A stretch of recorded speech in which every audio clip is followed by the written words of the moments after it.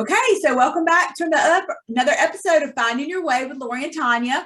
We are super excited you are here. So if you are a first-time listener, listen, we wholeheartedly believe that you have absolutely found us for a reason. This episode, there's going to be something here for you. And if you are a long-time listener or this is your, second or third time, we thank you. Thank you for trusting us with your time. We know how valuable time is. And we hope that if there's something here for you, maybe there's somebody else who could use it too, and you'll share us with others. So today, we want to talk about, we've talked in the past about wanting things and getting clear about what you want and how to visualize. And we've talked about how to really try to manifest the things that you do want and how to, it's okay to have goals and dreams and that sort of thing. So today we want to talk about letting go. So these are the things we want and the feelings we want to have, right? So it's okay, but what we can't do is put so many stipulations on them that we can't get them.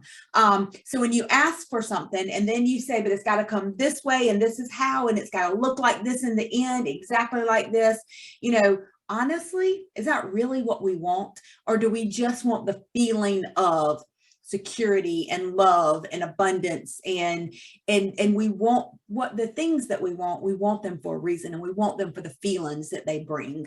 And so it's about letting go of how they get there and maybe exactly what they look like in the end, that true total outcome. So letting go of that, asking for what you want, taking those action steps to get there, but letting go of all the hows and the true end result.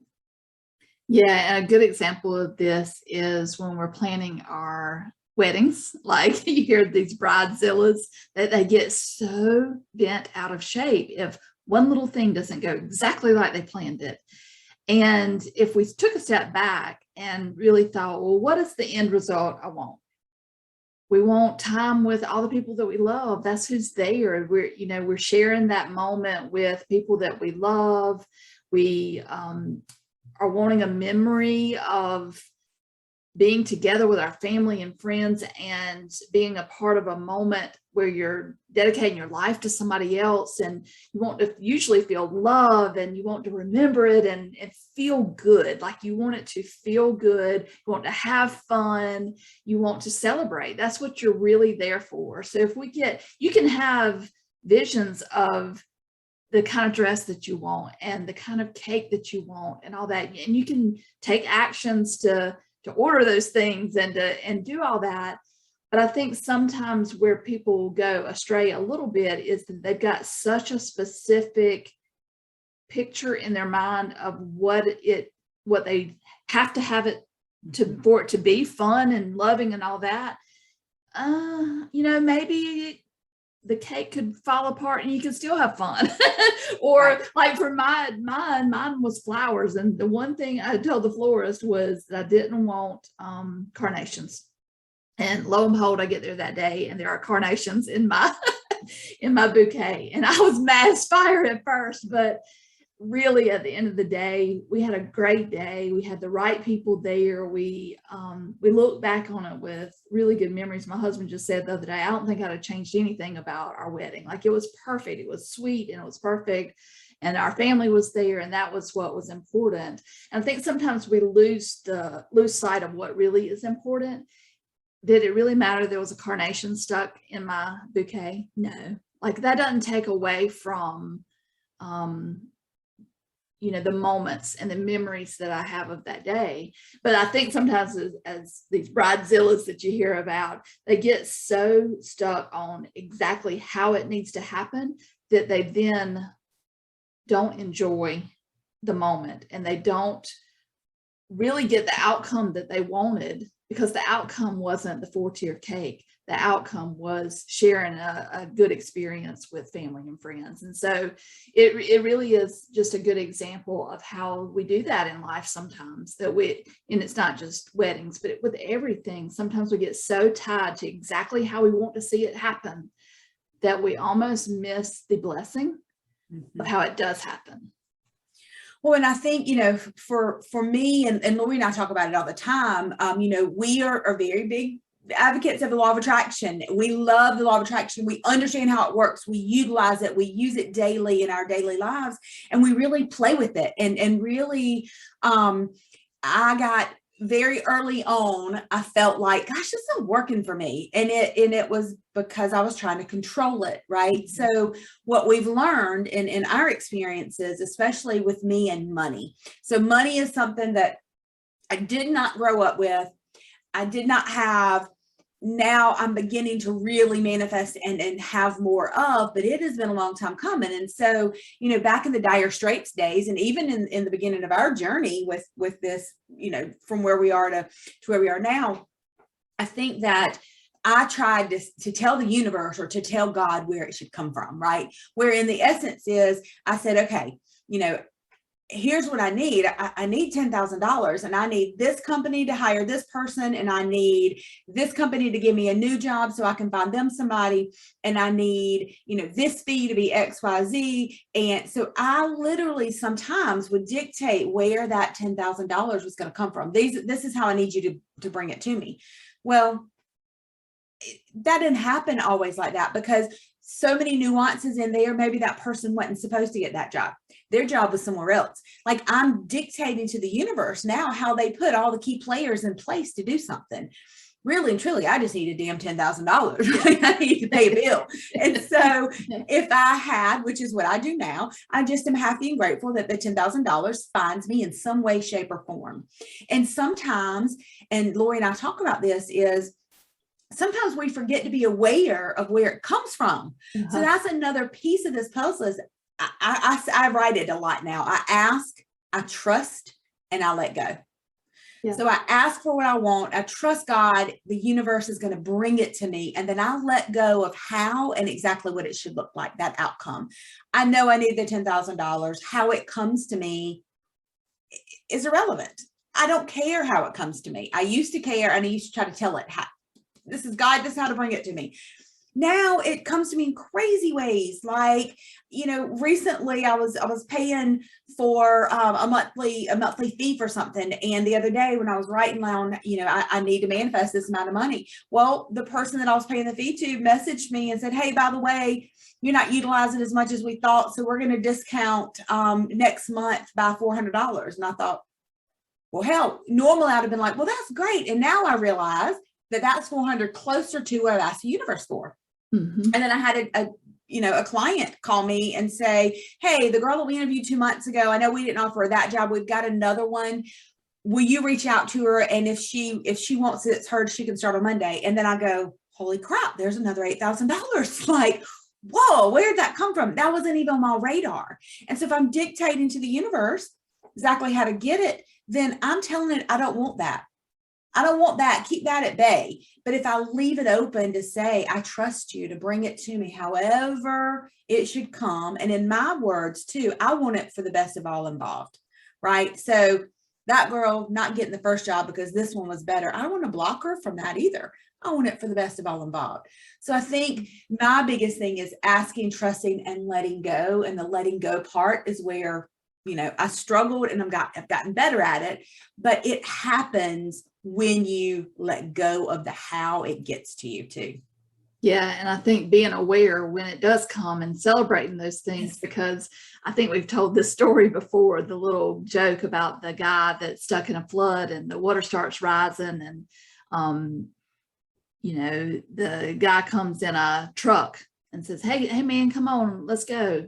No, I prayed to God, he's going to save me. And then the water rises a little bit more, and here comes somebody in a boat. Hey man, I'll take you. No, man, I prayed to God, he's going to save me. And then it rises where he's on the roof, and a helicopter comes, and he won't get in the helicopter. No, man, I prayed to God, he's going to save me.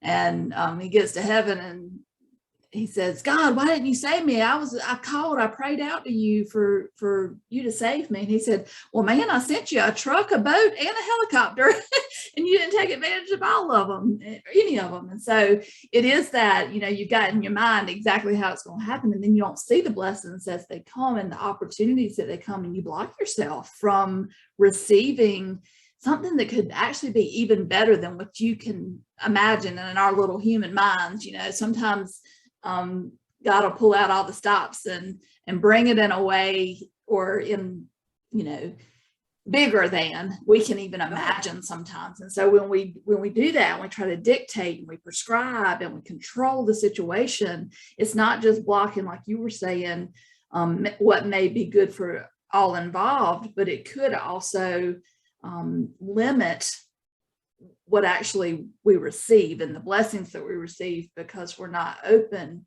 to better and more.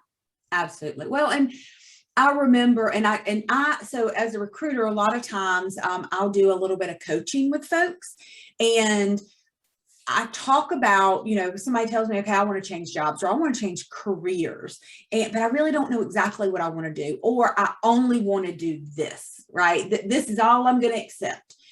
And either way, let's talk about what you really want. Let's not worry about a job title. Let's talk about, you want a short commute to work.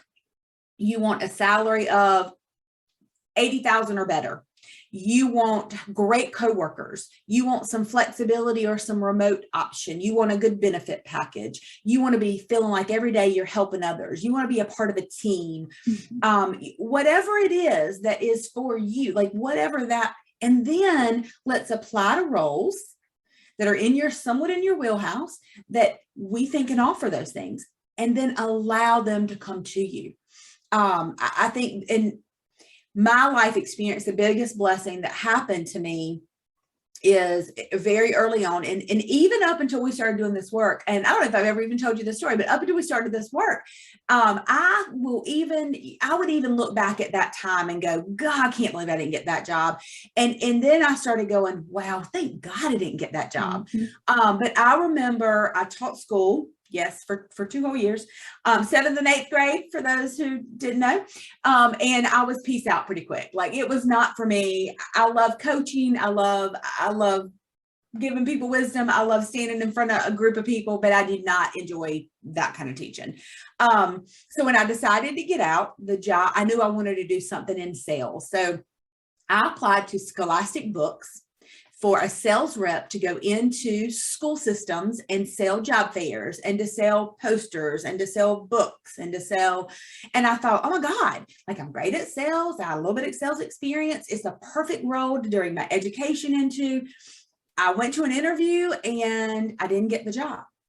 And I remember just being devastated and thinking, oh my God, how could they not pick me? Like, how could there be anybody, any better? This was supposed to be my job. And I was a little bitter about it for a while. And then I think like a year later, and I did some waiting tables and some sales in between. And then I found a recruiting job, random entry-level recruiting job. And 20 some odd years later, I love what I do.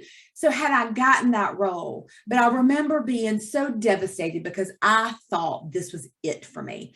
And I remember holding on to that for years after, even into the beginning of my career in recruiting, thinking, but if I had just gotten that job. And now I look back and go, thank you, Jesus, you did not give me that job. And so I think that when we try to control, we got to have this one, and we got to have it like that. Yeah. We miss blessings. We do. And I think part of our mindset shift has been realizing that everything's working in our favor and for the greatest good of all, like you said. So if you truly believe that, and I didn't know that in the past, like that wasn't something that was in my consciousness, but as I have grown and tried different things and really looked at things in a different way, that concept of everything's working in my favor always and for the greatest good of all. Well, I don't know everything. So I don't know all the little moving pieces and parts. And like you were saying with that job with the girl, that it didn't work the first time, and now it came back around, and it's like, you have no idea how that blessed her life for that to happen.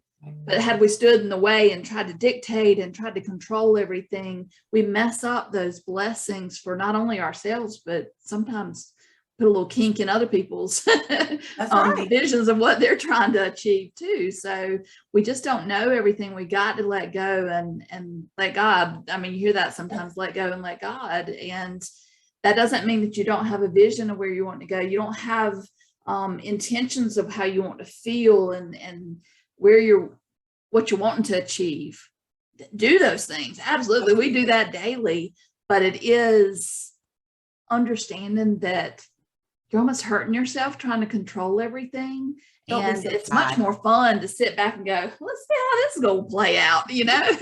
How much fun is that to really recognize when things do come to you and they come in such unexpected ways? It's sort of fun. It's like you're saying, the manifestation game. It's sort of fun to see how it comes to you and how it 10 times more than not comes to you in much better way than you could even imagine. Well, and I think that we are very good at now at letting go and trusting. In the beginning, I wasn't. So Lori and I, for those of you who are not part of it, we have a group called the Positive Vibe Tribe. And it's on Facebook, and it's a great group. And we started off with no members. We created the group, and we sat down one day and said, what do we want out of this group? Where do we want to do? Let's give ourselves some kind of goals. And so I remember sitting down, and Lori, we had 4,000 members. Did we even have 2,000 or 4,000? I think maybe. Yeah, it was it was low. I mean, and so we sat down and we wrote a goal, and we said, okay, we want 5,000 members. And we did not write down how they were going to come. And honestly, we didn't know. Like, it had taken us 1.5 years, 2 years to get to 2,000 or 3,000. So 5,000 was like crazy number. And so we wrote it down and we talked about it, and we did a little intention. We set a little intention, and we said why we wanted it. We want to give other people a daily dose of positivity. When their newsfeed doesn't have that, we want other people to be able to scroll through and see something positive in their newsfeed. That's the only reason we created this group. And that was our intention. So we said, we want to affect as many people as we can. So right now we're affecting 2,000, 3,000, but 5,000, 10,000, how great would that feel? That's all we were looking for. And all of a sudden, some company came to us that had partnered with Facebook, and they wanted to do this little Facebook commercial for us. And we said, absolutely. And we went from 3,000 to 10,000 in a couple of months, maybe. And then we said, well, God, that was pretty cool. That worked. And so we went on a beach trip together, and we sat down and we were like, okay, what we're going to do next? And Lori was like, well, what do we want to get to? And I was like, I don't know. Let's get to 10,000, 20. And seriously, we didn't put any stipulation. And we said, why? Why do we want it? Because if we can affect 7 or 8, we can affect 20 or 10 or 20. Like, we just want to have the positive influence on the most people possible. And lo and behold, a couple of months later, the same company came back because they said they enjoyed working with us and they liked what we were doing. And Carly Lloyd, if you don't know who she is, she's a big soccer star, women's soccer World Cup and gold medal winner. And they had pitched her a couple of groups, and she chose ours. And she did this little commercial on her Facebook and YouTube, or Facebook and Instagram page about our group and how she literally starts her day with it. And a lot of her posts that she posts on her pages comes from our group. And overnight, we went from 7, 8, 9 to 20. Right now we're at 26 now members. And so we didn't tell the universe or God how, but we did. We would never have imagined that. We could not even created that in our mind. Commercials existed. We didn't know. And so, the point of that story is we set ourselves a goal. We put some intention on why we really wanted it. And it was really to make us feel good, but to make other people feel good. That was why we wanted it. And then we started taking some steps. We actually put some little blurts out to our group and said, hey, if you're enjoying it, please invite others. Because we thought, let's grow this organically. That's how we're going to do it, at least one way. And then all of a sudden, because we started taking those steps, the universe, God was like, okay, those girls are serious. Let's give it to them. And it just came, but without us having to control any of the outcome. And that's what we're trying to get across is just the blessings will come if you let them. And if you just let God, the universe, bring them to you. But open your eyes and be aware, because they come in so many forms that we never would have even guessed or dreamed of.